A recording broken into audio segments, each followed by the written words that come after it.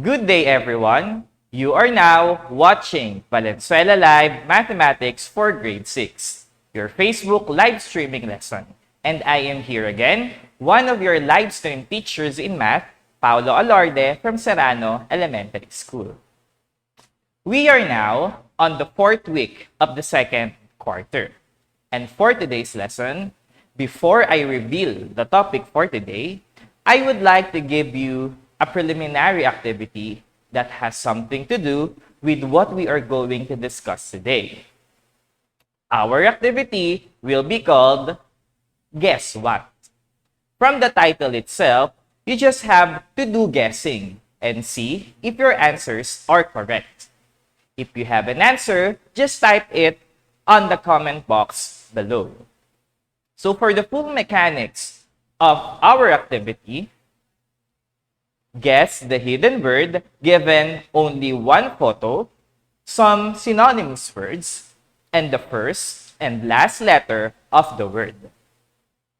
You will only be given 1 minute to try to guess for the hidden word. Are you ready? Let's begin. So, this is the photo, and these are some of the related words or associated words like surge, rise, race, add. And this is an 8-letter word that starts with letter I and ends with letter E. Guess the hidden word.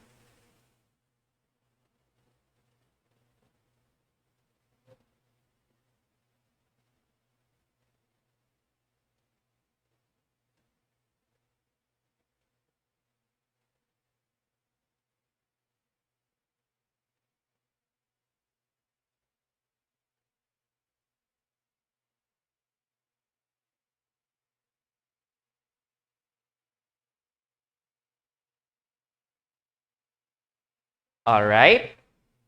The letters are I, N, C, R, E, A, S, E. And the hidden word is increase. Okay, for the second word, we have a photo says here that it says sale.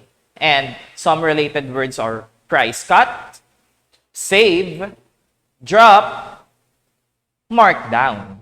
And this is also an 8-letter word that starts with letter D and ends with letter T. Guess the hidden word.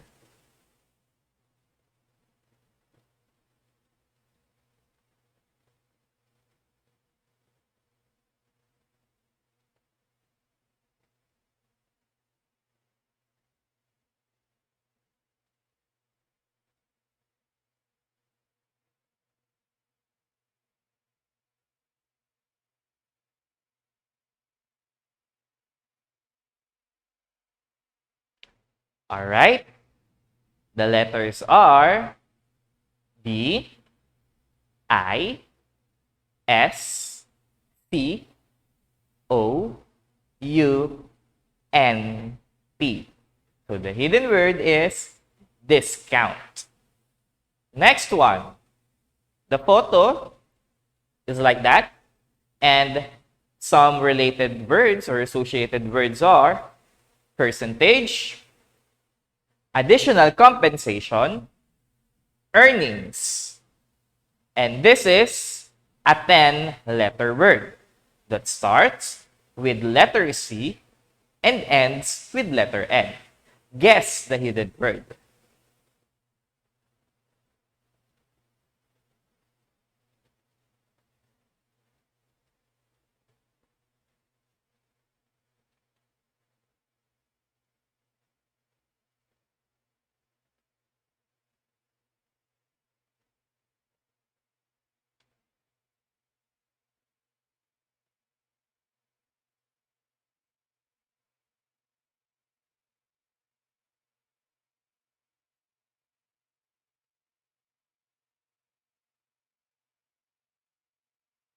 All right.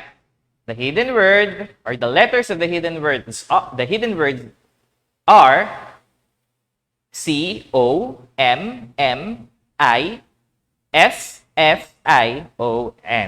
And the word is commission.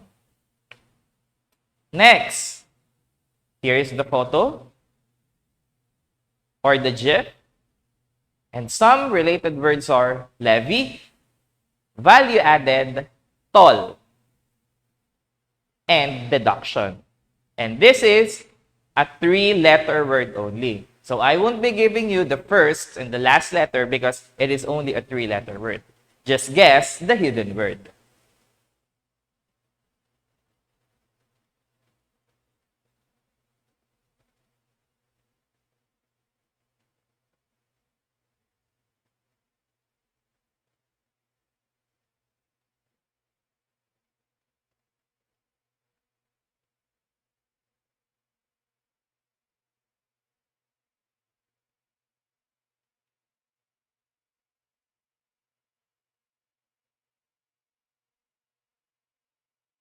Okay, this is an easy one. The letters are P, A, X. And the word is tax. For our next word, here is the photo. The related words are earnings, increase, borrower or lender, loan. And this is an 8-letter word that starts with letter I and ends with letter T. Guess the hidden word.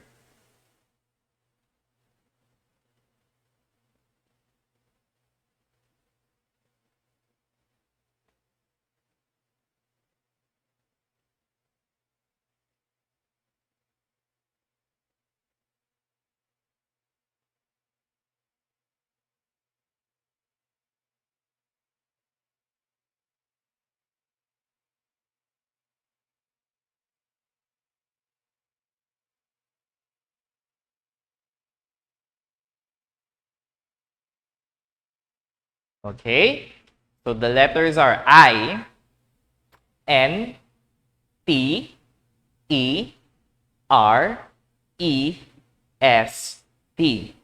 And the word that we are looking for is interest. And for the last hidden word, we have here the photo and some related words like lessen, reduce, subtract, loss. And this is an 8-letter word that starts with letter D and ends with letter E. Guess the hidden word.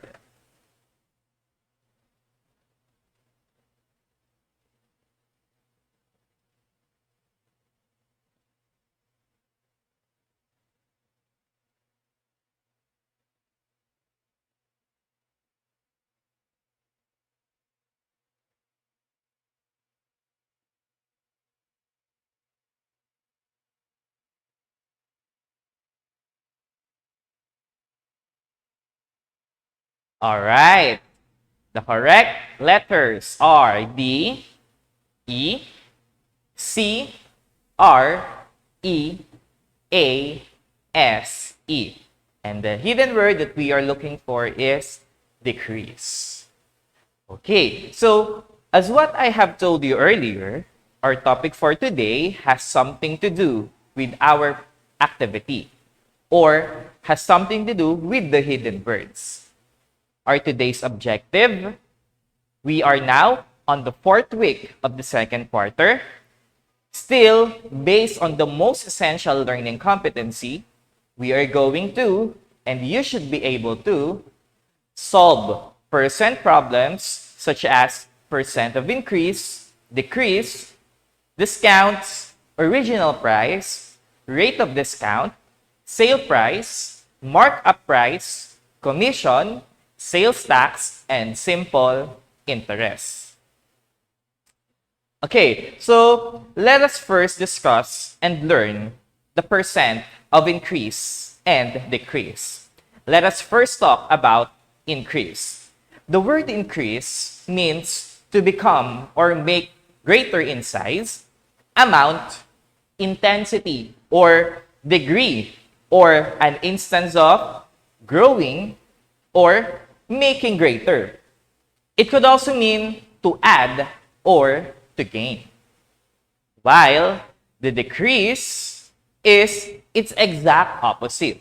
Decrease means to become smaller or fewer or to reduce, loss, or to subtract. Now, what is percent of increase and percent of decrease? It is known as percent of change. It is generally known as percent of change. So, your learning on the previous lesson about percent is very important in this topic. So, make sure that you understand everything about percent, like the base, rate, and percentage. Okay, sometimes when you have a change of value, you just say how much something goes up or something goes down in exact value. May it be a number or an amount of money. Like, for example, the number of pupils enrolled in the school or the enrollment in the school. Let's say it has increased by 800 pupils, or the cost of the meat in the market has increased by 50 pesos per kilogram, or your grade in mathematics has decreased by 5 points on the second grading. And these examples are expressed in exact numbers. But do you know that we can also express the change of value in relative terms using percent? Unlike in exact change, a percent change always relates the amount of change to the original value, which is 100%, or the change for every 100. So, let's say for example, we have a 100 peso bill and you get 20 pesos more. Then, that means you get a 20% increase because the amount goes up by 20 pesos, right? The amount goes up by 20 pesos from the original amount, which is 100 pesos. Likewise, if you have 100 pesos and then you lose 25 pesos, that would be a 25% decrease because it goes down by 25 from the original value 100. So you see that it is very easy to figure out the percent change when the original amount is exactly 100. But you don't have to always start with 100 to express change in percent. Actually, all original value and any amount of change can be represented in percent change. So we can use the equivalent fractions. For example, suppose you have a 450 pesos. Then you get 90 pesos more. So what percent of change is that? Is that a change of increase or a change of decrease? All right. So definitely that is a percent of increase because you get more money, right? Now, the question is, what is the percent of increase? Okay, so let's find out using a simple diagram. Look at the figure. This red bar represents the original value, 450 pesos. While this yellow bar represents the 90 pesos increase. Now, let's use another diagram and relate it to percent.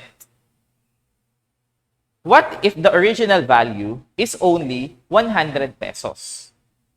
What is equivalent change in value? It is unknown. So we have to represent this value by n.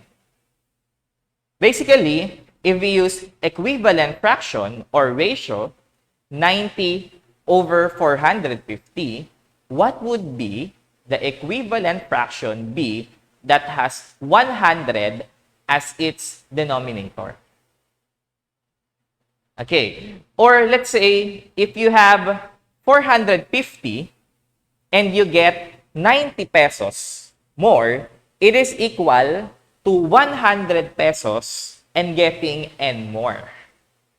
So we use the letter n to represent the missing value. So the 90 in the numerator of the first fraction, the 90 there, is what we call the absolute change or the exact change in value. And the n here on the second fraction or on the equivalent fraction, which is still unknown, is the percent of change. So let's solve the unknown value using two different ways. First, using the diagram, and second, using simple operations. Right. By definition, if you divide any amount into 10 equal parts, then each one of those parts would be 10%. Or each part of the original amount would be 10% of that amount. So if you divided the original amount by 10 equal parts, each of those amounts would be equal to what? From the original 450, then if we divide it by 10 equal parts, just only look on the red bar, then each part would be equal to 45. Right? Where did we get that 45? By dividing 450 by 10 equal parts. Okay, so that means that a 45 pesos increase would be equivalent to 10% increase. Since we have a 90 pesos increase, and 90 pesos is exactly 45 plus 45, so that would be another 10% increase from the original amount. So as you can see on the diagram, if you start with 450 pesos and you get 90 pesos more, that is equivalent to starting 100 pesos and getting 20 pesos more.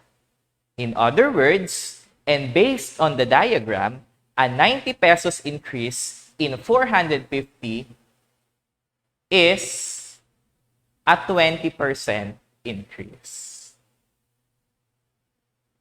Okay. Now, let's solve this without using the diagram. So how are we going to do that? Okay, so we have to use the formula. So using the formula, the percent of change is equal to the amount of change divided by the original amount and then multiply it by 100. Remember that whenever there is a change, it can be expressed as percent of increase or percent of decrease. If the new amount is greater than the original amount, the percent change is called percent of increase. If the new amount or value is less than the original amount, the percent of change is called percent of decrease. Okay, for the percent of increase, here is the formula. The amount of increase divided by the original amount and then multiply it by 100. For the percent of decrease, just change the increase to decrease, the amount of decrease divided by the original amount and then multiply it by 100. So this is the formula.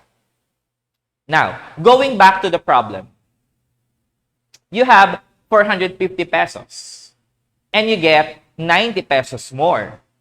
So what is the percent of increase?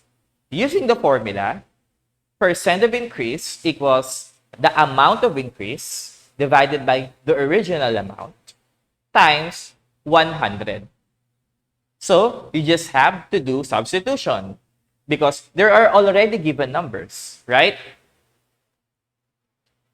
Now, your knowledge um, percent of increase equals 90. Where did we get that 90? 90 is the amount of increase divided by 450, which is the original amount, and then multiply it by 100. Then percent of increase equals 90 over 450 can be simplified as 1/5. And then multiply it by 100. And then the percent of increase, 1/5 there. The 1/5 there could be expressed in decimal form, which is 0.2 or 2/10. And when you multiply 2/10 by 100, that would give you a product of 20. So the percent of increase is 20%. So that's how you solve the percent of increase using the formula. Now, your knowledge about percent could also be applied in different concepts like discount. But we'll tackle the discount later. Let's go on the problem number 2. Okay, a pen that originally cost 40 pesos is now on sale for 30 pesos. So find the percent of change. So what we are solving for in this problem is the percent of change. So how are we going to solve this? First, let's identify the given. So what are the given here? Or let's identify if it is a percent of decrease or a percent of increase. And definitely, from the original amount, 40 pesos, it becomes 30 pesos. So that is obviously a percent of decrease. Okay, and using the formula, amount of decrease divided by the original amount, and then multiply it by 100. Okay, now, what are the given here? So the given here are the amount of decrease. So as of this time, the amount of decrease is not stated in the problem. However, you can also solve for the amount of decrease by just subtracting the new amount from the original amount. The new amount there is 30 pesos and the original amount there is 40 pesos. So that would be the amount of decrease. So original amount 40 minus 30, and then divided by 40, and then multiply it by 100. Now, for the percent of decrease equals, if we perform the operation, 40 minus 30 is 10, and then over 40, then multiply it by 100. And 10 over 40 can be simplified as 1/4, or in decimal form, that is 25 hundredths, or 0.25. And when we multiply 0.25 or 25 hundredths by 100, it'll give you a product of 25 or 25% decrease. So that's how we solve for the percent of decrease. Okay. So your knowledge about percent could also be applied in different concepts like discount. So, are you familiar with the word discount? Where do you usually see the word discount? Okay, let's say for example, you went to a mall and see some price there that says 20% discount or 50% discount and the likes. So, you might be familiar with the word discount, but do you really know what does discount mean? So, what is discount? When we say discount is the amount subtracted from the original or the regular price. Okay, I will give you an example. So you went to a mall and then you wanted to buy a rubber shoes worth 5,000 pesos. So the price tag of the rubber shoes is 5,000 pesos. And it says there that you can also get a 400 pesos discount. So there is a discount of 400 pesos. So 5,000 pesos and a discount of 400 pesos, that 400 pesos will be deducted from the original price. Okay, so that 400 pesos is what we call, this 400 pesos is what we call the discount. So the discount is the amount subtracted from the original or the regular price. So on your part, as a buyer, your discount could mean your savings because you have saved 400 pesos. Instead of paying the original amount, 5,000, you get a discount of 400. So you only have to pay how much? Okay, let's find out later. So next is discount rate. So what is discount rate? A discount rate is simply the percent of decrease in price. So if the discount is the amount subtracted from the original amount, then the discount rate is the percent of decrease in price. So this is the percent of decrease in price relative to the original amount or the original value. What about the sale price? So sale price is simply or sometimes called the net price. Don't be confused. When you see sale price and net price, they are just the same. So sometimes called the net price is the price after the discount is deducted from the original amount. So sale price is the amount you have to pay after the discount is deducted. It is the new price. So in our previous example, 5,000 pesos, and then you get a 400 pesos discount. So you have to pay what? You only have to pay 4,600, right? Because 400 discount, that 400 discount will be deducted from the original price, 5,000. So that 4,600 is what we call our sale price. Okay, so let's have a problem about discount. Let's try to solve some word problems about discount. So Anna bought a shirt that had an original price of 750 pesos. If she received a 30% discount, what was the sale price? So what is being asked in the problem here is the sale price. Okay, so let's identify first the given. The given are 750 pesos and 30%. That 750 pesos is the original price, while the 30% discount is the rate of discount or the discount rate. Now, how to solve for the sale price? Or let's first find out what are the in order for us to solve for the sale price, we have to identify first the exact discount or the exact value of discount. Okay, and the sale price is still unknown. So actually, in this problem, you have to solve for the two. Okay, you have to solve for the discount and the sale price. Okay, so here are the given. So how are we going to solve it? So discount. How are we going to solve for the discount? For the discount, we just have to multiply the discount rate by the original price. So in the given problem, the discount rate is 30%. So just substitute 30% and then multiply it by the original price, 750 pesos. And again, when you are multiplying a percent or a number that is expressed in percent form, you have to change it into decimal form. So 30% is 0.3 or 0.30 in decimal form. That is 3/10 or 30 hundredths. And then multiply it by 750.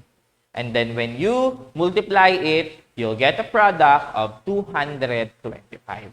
And that 225 pesos is what we call the discount.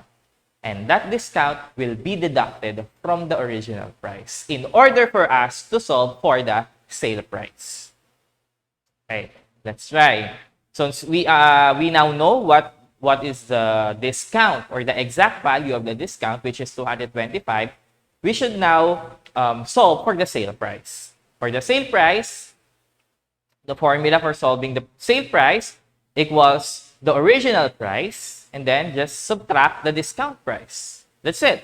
So we have there the original price, which is 750, And then just subtract the discount price, which is 225. And then you get a difference of 525 pesos. And that 525 pesos is now the sale price. Okay.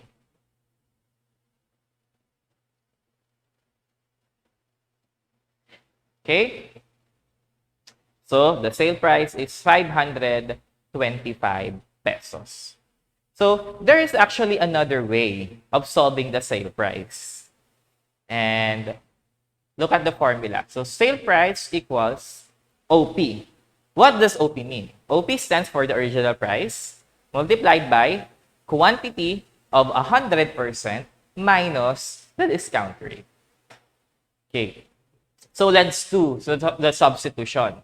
So the original price is 750 and then multiply it by 100% minus the discount rate. What is our discount rate from the problem? That is 30%. So that would be 100% minus 30%. That's why we have there 70%. Again, that 70% was obtained from subtracting the discount rate 30% from 100%. And then just multiply it. 750 or 750 pesos, multiply it by 70% or 0.7. And that will still give you the same answer or the same sale price, which is 525 pesos. Okay. Next is what we call the formulas. Okay, so these are the formulas that you should take note or remember. You can also take a screenshot of this. Okay, so here are some of the formulas where D stands for the discount, OP stands for the original price, where DR stands for discount rate, and SP stands for the sales price or for the sale price. And to solve for the discount, just multiply the original price by the discount rate. While when you are solving for the discount rate or the discount rate is unknown, you just have to divide the discount divided by the original price and then multiply it by 100 or 100%. And then when the original price is unknown, just divide the discount by the discount rate. And then when the sale price is unknown, or when you are solving for the sale price, just subtract the discount from the original price. And also the other way on how to solve for the sale price, just multiply the original price by 100% minus the discount rate. Okay? So these are some of the important formulas when we are dealing with discount, original price, discount rate, and sale price. Okay, next is what we call the markup. Okay, so what is markup? If the markup is the increase in the price of an item. So if the discount is a decrease of the price of an item, then markup is the opposite of the discount because it is an increase of the price of an item. What is markup rate? Markup rate is the percent to be added to the original price. What about selling price? Selling price is the new price or the amount after the markup has been added to the original price. Okay. Now, let's try to solve some word problems involving markup. So the problem is, in a bookstore, the owner adds a markup of 10% on all the products. What would be the markup of a notebook that costs 35 pesos? And what would be the selling price? So there are actually two questions here. The first one is what would the markup of a notebook that costs 35 pesos? And the other one is what would be the selling price? So what are the given here? The given here are 35 pesos and a 10%. Okay, that 35 pesos is what we call the original price. And that 10% is what we call the markup rate. Now, what is unknown? So, the unknowns are markup and the selling price. And that's what we are solving for. We have to solve for the markup and the selling price. Okay, let's start with the markup. So how are we going to solve for the markup? There is also a formula. So to solve for the markup, just multiply the markup rate by the original price. Okay, so in this given problem, the markup rate is already given and the original price is also given. So you just have to multiply, right? So we have 10% there for the markup rate. Multiply it by the original price, which is 35 pesos. And then, remember that when you are multiplying a number in percent form, change it into decimal form. And 10% in decimal form is 0.10, 10 hundredths, or you can also multiply it by 1/10. 1/10 is actually the same as 10 hundredths. Then when we multiply it by 35, the product is 3 pesos and 50 centavos. Okay, express your answer in pesos because it involves money. So we now know that the markup price is 3 pesos and 50 centavos. Now, there is still one missing, and that is the selling price. So to solve for the selling price, you just have to add the original price and the markup price. As simple as that. Okay, so the original price there is 35, and you have solved for the markup, which is 3 pesos and 50 centavos, and that would give you a sum of 38 pesos and 50 cents. So that's it. So the selling price is 38 pesos and 50 centavos. Okay, so these are some of the formulas that should be remembered. Okay, where M stands for markup, OP for the original price, MR for the markup rate, SP for the selling price. Okay, to solve for the markup, just multiply the original price by the markup rate. And to solve for the markup rate, just divide the markup by the original price and then divide it by 100. And then multiply it by 100%. And then when you are solving for the original price, just divide the markup by the markup rate. And then when you are solving for the selling price, you just have to add the original price and the markup. Or multiply the original price by 100% plus the markup rate. All right. So next one is what we call the commission. So what is commission? Commission is the amount of money a person receives for selling something. What about total sales? The amount of sales made by the salesperson.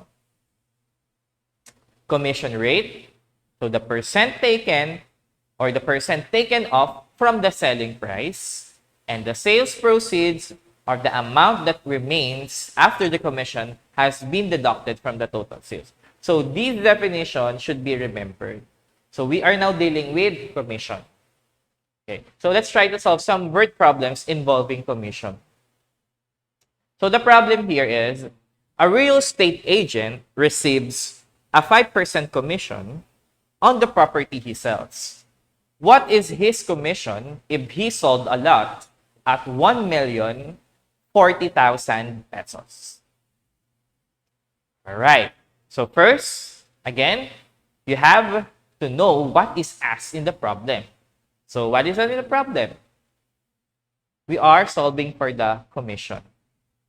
Okay, the commission for selling a lot worth 1,040,000 pesos. Now, we have also to identify the given. So the given there, the given numbers stated in the problem or that you can see in the problem are 1,040,000 and 5%. So what is that 1,040,000? That is the total sales. While the 5% is what we call the commission rate. Now, to solve for, or what are the unknown? The unknown is the commission. Okay? Now, to solve for the commission, we also have this formula. So, the commission equals the total sales multiplied by the commission rate. Simple, right? So, just do the substitution of numbers. The total, the commission equals the total sales times the commission rate, where the total sales is 1,040,000, and then multiply it by commission rate, which is 5%. Okay, so by changing 5% into decimal form, what is 5% in decimal form? Okay, that is 0.05 or 5 hundredths. And then when you perform that multiplication, and when you solve that multiplication, you get a 52,000 pesos. So that 52,000 pesos is what we call the commission. So his commission on selling a lot worth 1,040,000 with a commission rate of 5% is 52,000 pesos. So that's it. Okay, so here are the sum of the formulas that should be remembered when we are dealing with commission, where C stands for the commission, TS stands for the total sales, CR stands for the commission rate, and SP stands for the sales proceeds. Where C equals TS times CR, or to solve for the commission, just multiply the total sales by the commission rate. While when you are solving for the commission rate, just divide the commission by the total sales and then multiply it by 100%. And when you are solving for the total sales, just divide the commission by the commission rate. And then, when you are solving for the sales proceed, just subtract commission from the total sales. Or the total sales multiplied by 100% minus the commission rate. Okay, so to wrap up our lesson for today, please remember these reminders. Okay, we compute for the percent of increase or decrease if the new amount is greater or less than the original amount. So if we solve for the percent of increase if the new amount is greater, and we solve for the percent of decrease if the new amount is less than the original amount. So the formulas are here. Percent of increase or decrease is equal to the amount of increase or decrease divided by the original amount. While when the amount of increase decrease is equal to percent of increase divided by, or the percent of increase or decrease multiplied by the original amount. While the new amount is equal to the original amount times 100% plus percent of increase or the percent of decrease. For the discount is the amount deducted from the original price. So the formulas are here. You can take a screenshot of this if you want. Where D is the discount, OP is the original price, PR is the discount rate, and SP is the sales price. While for the commission is an amount of money added to the principal amount borrowed or invested after a period of time. Okay, so the formula here are here. You can see, first is the commission, TS is the total sales, CR is the commission rate, and SP is the sales proceeds.